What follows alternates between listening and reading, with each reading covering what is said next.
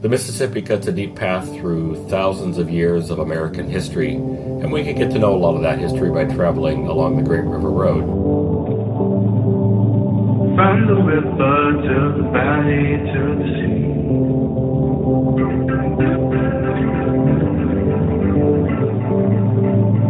all the places, all the people that you can meet. Welcome to the Mississippi Valley Traveler Podcast. I'm Dean Klinkenberg, and I've been exploring the deep history and rich culture of the people and places along America's greatest river, the Mississippi, since 2007. Join me as I go deep into the characters and places along the river and occasionally wander into other stories from the Midwest and other rivers. Read the episode show notes and get more information on the Mississippi at MississippiValleyTraveler.com. Let's get going. Hey folks, welcome to episode 2 of the Mississippi Valley Traveler Podcast. In the last episode, I told you about how I got hooked on the Mississippi River. This time around, I want to tell you what I think are some of the biggest draws, some of the main reasons that travel along the Mississippi is so rewarding. People often ask me what I think some of the highlights are, and it's not so much I'm going to go through highlights today. I just kind of want to describe to you some of the more general experiences that I think are unique to the Mississippi and are the reason that so many of us keep coming back. Reason number 1. Stories from Middle America reflect much of American life. The Mississippi cuts a deep path through thousands of years of American history, and we can get to know a lot of that history by traveling along the Great River Road. Here's just a real quick sample of some of the possibilities. There are a number of sites that preserve remnants of indigenous communities that lived along the river. They offer interesting peeks into the lives of early American cultures. One of the places you can get a good taste of that is at Effigy Mounds National Monument in northeast Iowa. It's a collection of mounds of various, shaped like various animals, including one really fascinating group of bear-shaped mounds on the southern end of the National Monument site. These mounds were built about 800 to 1400 years ago and offer interesting insights into the people who built them. Cahokia Mounds State Historic Site near St. Louis might be the most well-known of all of these sites. It's a fascinating place, a big city of perhaps 20,000 or more people who lived in a very well-planned, elaborate central city, and then thousands in the countryside and smaller communities that around the city. These were Mississippian people, as archaeologists classify them, and Cahokia Mounds as a city, as a culture, peaked about 1,000 years ago, but their influence spread far beyond the confluence area around the Mississippi, Missouri, and Illinois rivers. And descendants of Cahokia moved all over the southeast, down further toward Louisiana, and many moved out west as well. South of St. Louis, there's another site that I think is just as fascinating as Cahokia Mounds. I don't think it gets nearly as many visitors, but it should. Poverty Point World Heritage Site in northeast Louisiana. Peaked about 3,700 years ago. It's a stunning collection of earthworks that include some mounds, but a really impressive set of semi-elliptical terraces that are oriented toward a plaza. Fascinating place to visit. You should definitely go there. About 100 miles away from Poverty Point, there's an even older collection of earthworks at a place known as Watson Brake. I don't think much of this is open to the public right now, but I just thought I'd mention them. At Watson Brake, there's a collection of mounds that are 2,000 years older than the earthworks at Poverty Point. So they predate the Egyptian pyramids by 1,000 years and Stonehenge by 500 years. We don't often think about how advanced and a lot of the cultures were in North America, but there was a lot going on here. This is one of the reasons I think travel along the Mississippi is great, because there are a lot of places you can find out more about the cultures that we hear so little about.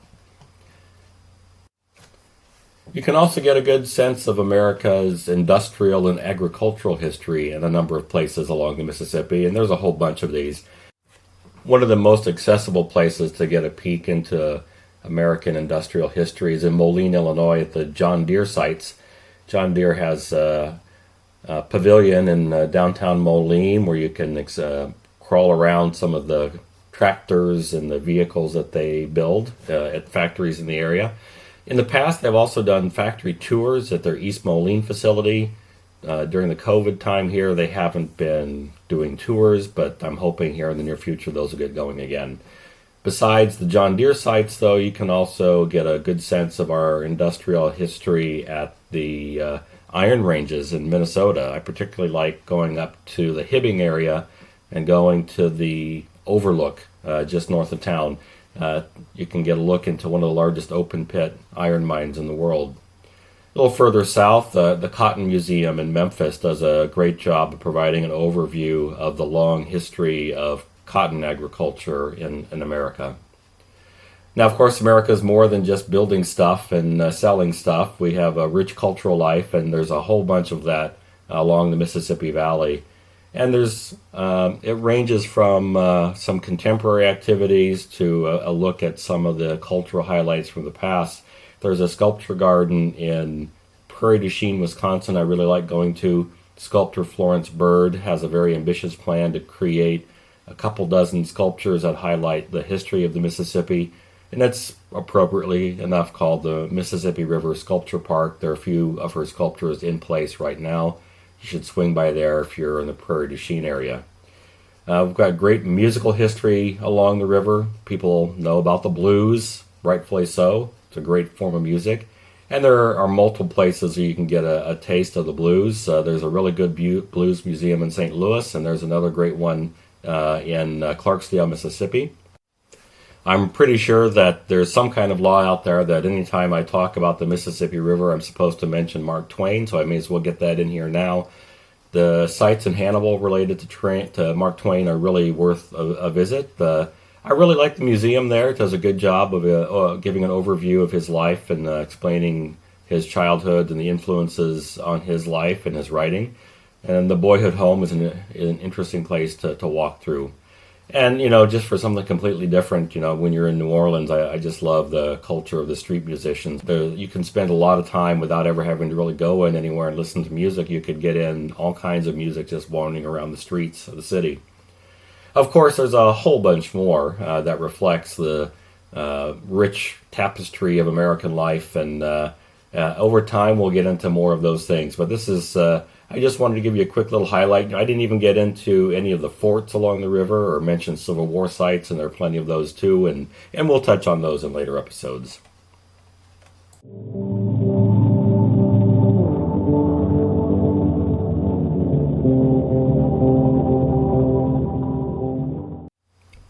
Reason number 2, inviting small towns. So along the Great River Road, we are blessed with a number of attractive small towns, small communities, as well as a bunch of big cities. We'll talk about the cities in just a minute. But a lot of these smaller communities offer a nice mix of unique lodging, good food, places to hang out and chat with people, and a lot of recreation nearby. What I really like is that most of these places are owned by local folks. So when you spend $1 in one of these communities, most of that money will stay in those communities rather than going off to corporate headquarters somewhere else. A lot of these places, they're just tailor-made for leisurely strolls along the river. Many of these communities have beautiful parks they've developed in the last 20 or 30 years along the river. Just fantastic places to take it easy, maybe take in a sunset. Chat with people a little bit. There are quite a few of these along the Mississippi. I'm just going to highlight a handful of these with a very quick reason why, what makes them kind of unique. If we go kind of further north up to Little Falls, Minnesota, they've got beautiful parks along the river, and it's the hometown of aviation pioneer Charles Lindbergh. Down in Alma, Wisconsin, it's a great place to hang out for a couple days. There's some good places to eat, some good barbecue there, some really interesting lodging options, and then what many consider the best views of the Mississippi Valley from the top of Buena Vista Park. Heading a little further south down to McGregor, Iowa, it's just a cute, atmospheric old river town with a bunch of cozy places to stay. And it's close to spectacular Pikes Peak State Park, which has some great views, but also has a number of really challenging and interesting hiking trails as well. Galena, Illinois is technically a small town, though it may not always feel that way on weekends. It's one of the most visited communities along the Mississippi River. So it can get a little busy on weekends, but there's a good reason for that. The historic Main Street is just absolutely stunning with the 3 to 4 story brick and stone buildings that gently curve along with the Galena River. And that Main Street is lined with small, locally owned businesses. In my neck of the woods, Kimmswick, Missouri, a small town right next to the river, is a great place to visit for a day trip. Maybe go back a few times. They have a number of small boutique shops and antique shops and a couple of really good places to eat. Heading on down further south into the Mississippi Delta, I'm a big fan of Clarksdale, Mississippi. It's a place with a big history, particularly related to the blues, and it's home of the Quapaw Canoe Company, one of the few places down in the lower part of the river where you can book a canoe trip and get out on the Mississippi and feel the river yourself directly. And then I'll just highlight one more. I really like St. Francisville, Louisiana as well. It feels very elegant, beautiful southern town, lovely places to stay. It's just tailor-made for a quiet, relaxing weekend. So we covered the small towns, so let's go to the other end of the spectrum. We've got some fantastic big cities along the Mississippi River. Minneapolis, St. Paul, the Quad Cities region of Illinois and Iowa, St. Louis, Memphis, New Orleans. These are all cities famous and for very good reasons. And all of these cities have a wide variety of things to do and ways to pass the time. I'm just going to quickly highlight a few of them just to whet your appetites a little bit. There's an amazing amount of art in each of these river communities. Like you can go to the Walker Art Center in Minneapolis and spend some time checking out more contemporary pieces of art. You can go to the New Orleans Art Museum for a mix of classic and contemporary works of art. And then the flood walls in places like St. Louis and others also have often been opened up for artists of various kinds to offer their interpretations of history or some cultural theme. In St. Louis, we have graffiti artists who are invited here once a year to decorate the flood wall and bring some life to it. Lots of great music in our big cities. Blues, jazz, hip-hop, country, rock, choose your genre. There's going to be some musician playing that style of music in each of these places. So you can go to take in a show and see your favorite musicians, people you're already familiar with, at a place like First Avenue in Minneapolis, the club that Prince made famous. Head to the Capitol Theater in Davenport, Iowa, or B.B. King's Blues Club in Memphis, or just a classic venue, Preservation Hall in New Orleans. But don't overlook the dozens of smaller venues and bars where you can grow to love great musicians you've never heard of. Some of these are places like the Washington in Burlington, Iowa, the Loading Dock in Grafton, Illinois, and the Trempealeau Hotel in Trempealeau, Wisconsin. If you like live theater, like I do, the big cities in our Mississippi Valley have plenty of options for that as well. Minneapolis has a vibrant theater district and may have more theaters per capita than any of the communities along the Mississippi. They also have one of the most spectacular, the Guthrie, that is right on the Mississippi itself. In our river towns, you'll find Shakespeare festivals in places from Winona to St. Louis. In St. Louis, we have the elegant, over-the-top Fox Theater, which is a fantastic place to take in a show. Or go check out a show at the Orpheum in Memphis. And food, oh my goodness, we're going to be doing so many episodes on food. So let's just quickly highlight a few of the most obvious options. Great Vietnamese food in St. Paul. You can get really good Italian influenced or Italian food in St. Louis. Memphis, come on, barbecue. Got to get some barbecue. Fried chicken in the Delta. Anything on a plate in New Orleans. You just can't go wrong. We've got some unique food items along the Mississippi Valley as well. So if you're up in the Twin Cities region, you can get a Juicy Lucy. In the Quad Cities and in parts of Iowa, look for tenderloin sandwiches. Some of them are so big you might need 4 hands to actually lift it up and get it to your mouth. In St. Louis, we've got toasted ravioli. Don't know what that is? Come here and find out.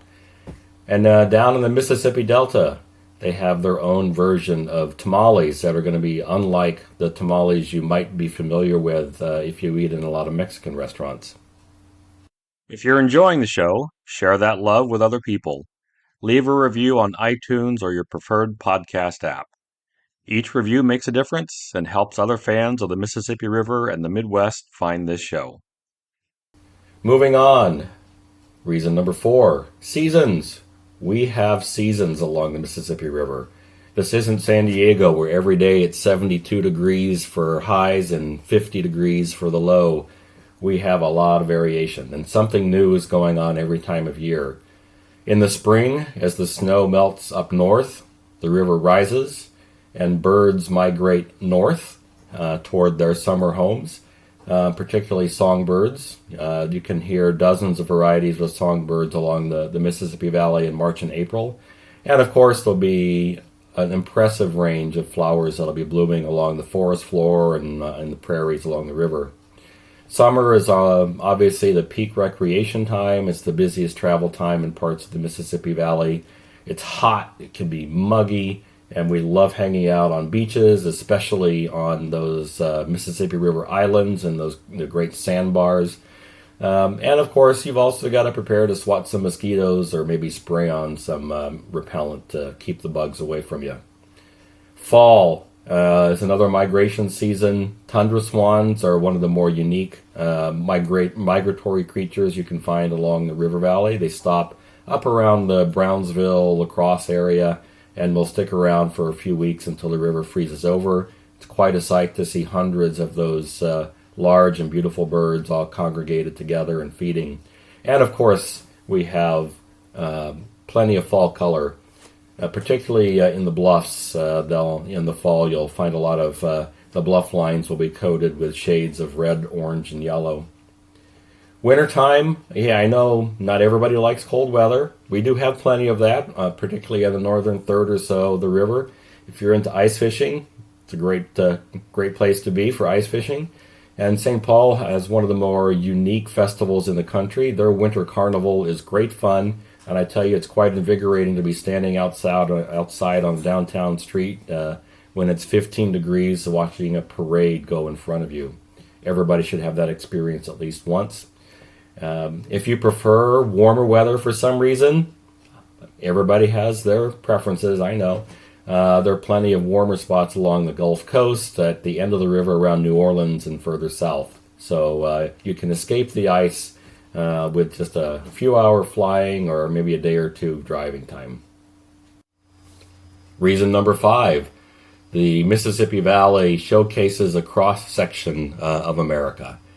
So, there's Americans from many, many different backgrounds have lived, currently live along the Mississippi River. When the first Euro-Americans began moving into the Mississippi Valley, there were dozens of Native American communities that lived along or near the river. Some Native American communities are still connected to the river today, particularly in the northern and southern ends of the Mississippi. Up north in Minnesota, you'll find communities of Ojibwe people and Dakota people. At the other end of the river, there are communities of Chitimacha in Louisiana, as well as other communities as well. Now, if you're in one of these areas and you're interested in connecting with any of those Native American communities, one of the easiest ways to do that is at a powwow, but I'd also check the tribal colleges in the area. Many of them have events that are open to the public, and it's a good way to connect with Native communities as well. Now, for those of us who are from more European or Euro-American backgrounds, there are also a number of places along the Mississippi where you can still find an impressive range of backgrounds. New Orleans and St. Genevieve, Missouri still retain strong influences from the early French founders.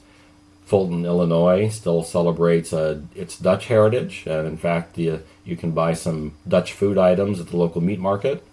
The Quad Cities in Illinois and Iowa, basically Rock Island and Davenport, have the only interstate St. Patrick's Day parade. So even if you're not Irish, you can enjoy the only parade in the country that crosses state lines. There's a Mexican community in Fort Madison, Iowa. They've been throwing a late summer fiesta to celebrate their heritage for over a century. Down in Guttenberg, Iowa, the community has a very strong German roots, and every year they throw a festival that celebrates that German heritage. Donaldson, Louisiana, the River Road African American Museum is a great place to get a look at the lives and experiences of Africans and African Americans in the United States. And then, there are scattered ethnic groups everywhere along the Mississippi. You can find Finns, Czechs, and Slovaks in northern Minnesota, Norwegians and Swedes in Minnesota and Wisconsin, Somalis in St. Cloud and Minneapolis, Poles from the Kashubia region in Winona, Minnesota, Belgians in the Quad Cities, Iraqis and Afghanis in St. Louis, Chinese Americans throughout the Mississippi Delta, and Jewish communities scattered up and down the Mississippi Valley. Again, these are just a few examples, not a complete list of every group that has lived or currently lives along the Mississippi. So don't send me an angry tweet if I missed somebody that's part of your background. So it's no secret why there's so much diversity along the river. The Mississippi has been a home and passageway for just about every group that has lived in North America or that moved here.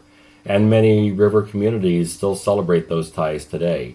So a trip along the Great River Road is a really good reminder that the Mississippi Valley in the United States have been shaped by the contributions of people from many different backgrounds.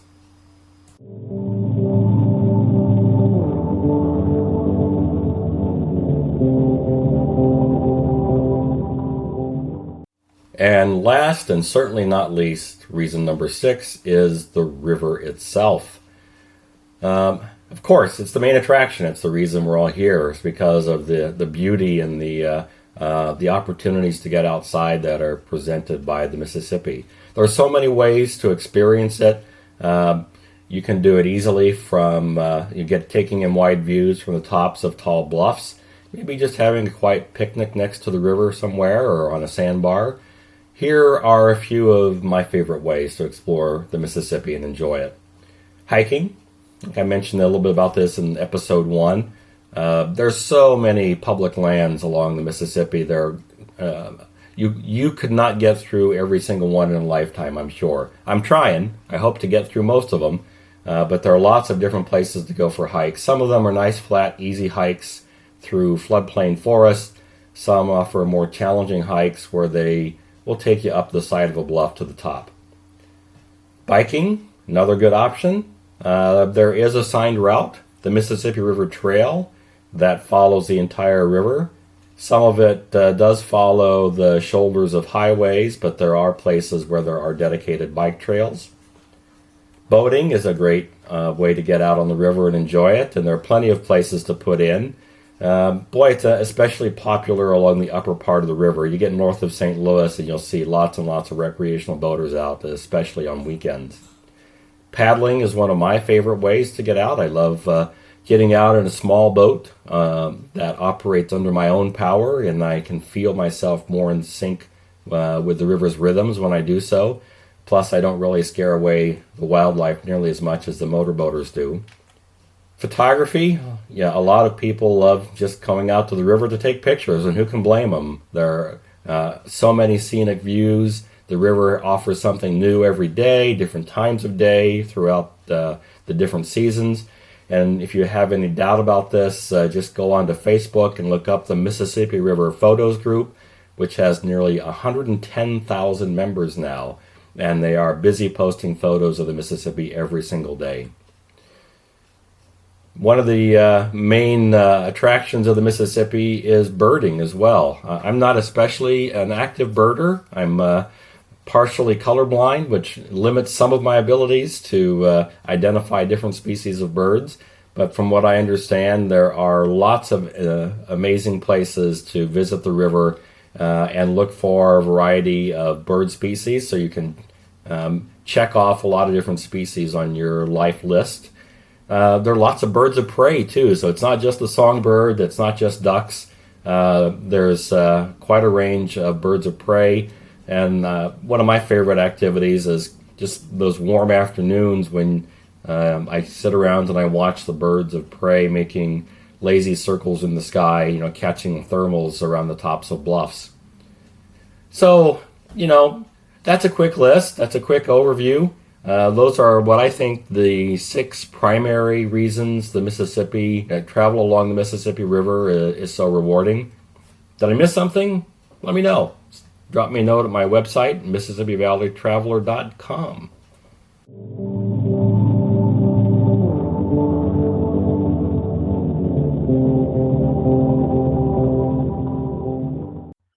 And now it's time for the Mississippi Minute, a quick tip highlighting a particular place, maybe a note on a timely topic or whatever's on my mind. We all have to eat. We all have our own preferences. I'm a pretty adventurous eater. I once ate roasted crickets I bought from a food stall in Bangkok. Don't worry, though, I'm not going to be steering you to that kind of place. I have gotten a little pickier about some things as I've gotten older. I really now have a strong preference for eating at locally owned restaurants rather than chains. It's partly philosophical. I like knowing that more of every dollar I spend stays in the local community rather than going to corporate offices somewhere and shareholders who have no stake in that local community. Some of the reason is about the food too. Eating in local restaurants can be a good way to explore those unique or local preferences, and sometimes you get a different spin on food that is otherwise familiar to you. And most of the time, I think the food is just fresher. And I think, generally speaking, I get better service in those places. These local bars and restaurants are a great way to meet people also and to find out more about the community you're visiting. So that's another big plus. Most of the time, it's really not all that hard to find the most popular places in town, and often they're popular for good reason. I've also been lucky enough to find places that don't necessarily make the top of those popularity lists, but they're still great places to eat. I've put together a list of some of my favorites that fit into this category, 21 of them, in fact, and you can download a copy of that for free at my website, MississippiValleyTraveler.com/free book. All one word there, free book. Thanks for listening. If you enjoyed this episode, subscribe to the series on your favorite podcast app so you don't miss out on future episodes. I offer the podcast for free, but when you support the show with a few bucks through Patreon, you help keep the program going. Just go to patreon.com/Dean Klinkenberg. If you want to know more about the Mississippi River, check out my books. I write the Mississippi Valley Traveler guidebooks for people who want to get to know the Mississippi better. I also write the Frank Dodge Mystery Series that's set in places along the river. Find them wherever books are sold. The Mississippi Valley Traveler podcast is written and produced by me, Dean Klinkenberg. Original music by No Offense. See you next time.